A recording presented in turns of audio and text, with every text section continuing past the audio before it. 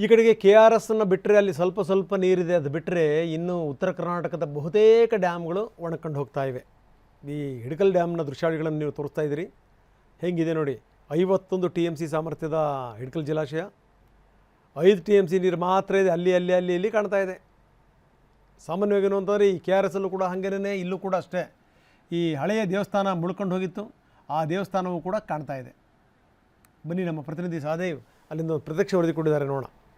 ಬೆಳಗಾವಿ ಜಿಲ್ಲೆಯಲ್ಲಿ ಮುಂಗಾರು ಮಳೆ ಕೈಕೊಟ್ಟಿರುವಂಥ ಕಾರಣಕ್ಕಾಗಿ ಸದ್ಯ ಈಗ ಭೀಕರ ಬರದ ಛಾಯೆ ಮೂಡ್ತಾ ಇರುವಂಥದ್ದು. ಅದರಲ್ಲೂ ಮುಖ್ಯವಾಗಿ ಘಟಪ್ರಭಾ ನದಿ ಸಂಪೂರ್ಣವಾಗಿ ಖಾಲಿಯಾಗಿರುವಂಥದ್ದು.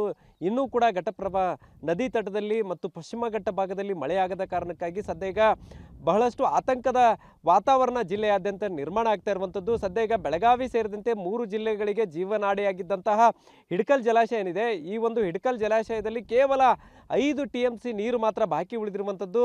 ಸದ್ಯ ಈಗ ಬೆಳಗಾವಿ ಜಿಲ್ಲೆ ಹುಕ್ಕೇರಿ ತಾಲೂಕಿನ ಹುಣ್ಣರಿಗೆ ಅನ್ನುವಂಥ ಗ್ರಾಮ ಏನಿದೆ, ಗ್ರಾಮದ ಹೊರವಲಯದಲ್ಲಿ ಈಗಾಗಲೇ ಮುಳುಗಡೆಯಾಗಿದ್ದಂಥ ವಿಠ್ಠಲ ದೇವಸ್ಥಾನ ಕೂಡ ಈಗ ಓಪನ್ ಆಗಿರುವಂಥದ್ದು. ಸದ್ಯ ಈಗ ಎಲ್ಲಿ ಪ್ರದೇಶ ಏನಿದೆ, ಆ ವಿಠ್ಠಲ್ ದೇವಸ್ಥಾನ ಏನಿದೆ ಆ ಭಾಗದಲ್ಲೇ ನಾನು ಕೂಡ ಇರುವಂಥದ್ದು.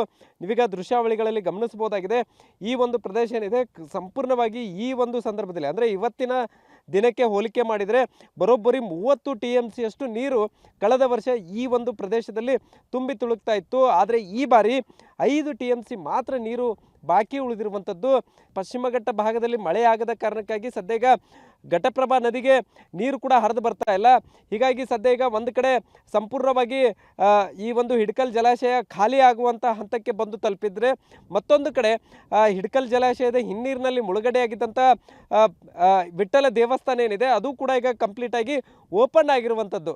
ಬಹುತೇಕ 2022ರಲ್ಲಿ ಈ ದೇವಸ್ಥಾನ ಓಪನ್ ಆಗಿತ್ತು.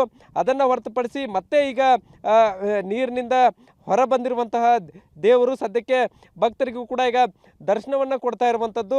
ಸದ್ಯ ಯಾವಾಗ ಈ ಒಂದು ದೇವಸ್ಥಾನ ಓಪನ್ ಆಗಿರುತ್ತೆ ಆ ಒಂದು ವರ್ಷದಲ್ಲಿ ಬಹುತೇಕ ಮಳೆಯ ಅಭಾವ ಹೆಚ್ಚಿನ ಪ್ರಮಾಣದಲ್ಲಿ ಕಂಡು ಬರ್ತಾ ಇರುವಂಥದ್ದು.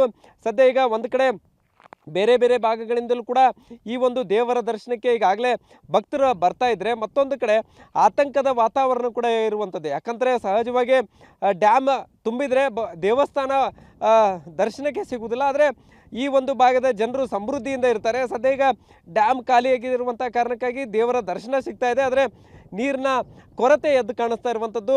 ಸದ್ಯ ಕಳೆದ ವರ್ಷಕ್ಕೆ ಹೋಲಿಕೆ ಮಾಡಿದರೆ ಇಡೀ ದೇವಸ್ಥಾನ ಕಂಪ್ಲೀಟ್ ಆಗಿ ಮುಳುಗಡೆಯಾಗಿತ್ತು. ಎಲ್ಲೂ ಕೂಡ ಮೇಲ್ಭಾಗದಲ್ಲಿ ಏನು ಗೋಪುರ ಏನಿದೆ ಅದು ಕೂಡ ಕಾಣಿಸ್ತಾ ಇರಲಿಲ್ಲ. ಒಟ್ಟಿನಲ್ಲಿ ಬೆಳಗಾವಿ ಜಿಲ್ಲೆಯಾದ್ಯಂತ ಸದ್ಯ ಮುಂಗಾರು ಮಳೆ ಕೈ ಕೊಟ್ಟಿದೆ. ಅದರಲ್ಲೂ ಮುಖ್ಯವಾಗಿ ಪಶ್ಚಿಮ ಘಟ್ಟದಲ್ಲಿ ಅತಿ ಹೆಚ್ಚು ಮಳೆ ಆಗ್ತಾ ಇತ್ತು. ಸೊ ಆ ಪಶ್ಚಿಮ ಘಟ್ಟ ಭಾಗದಲ್ಲೂ ಕೂಡ ಮಳೆ ಆಗದ ಕಾರಣಕ್ಕಾಗಿ ಘಟಪ್ರಭಾ ನದಿಗೆ ನೀರು ಹರಿದು ಬರ್ತಾ ಇಲ್ಲ. ಹೀಗಾಗಿ ಸದ್ಯ ಈಗ ಬರದ ಛಾಯೆ ಬೆಳಗಾವಿ ಜಿಲ್ಲೆಯಾದ್ಯಂತ ಮೂಡ್ತಾ ಇರುವಂಥದ್ದು. ಕ್ಯಾಮ್ರಾಮನ್ ಪ್ರವೀಣ್ ಜೊತೆ ಸಹದೇವ್ ಮನೆ TV9 ಬೆಳಗಾವಿ.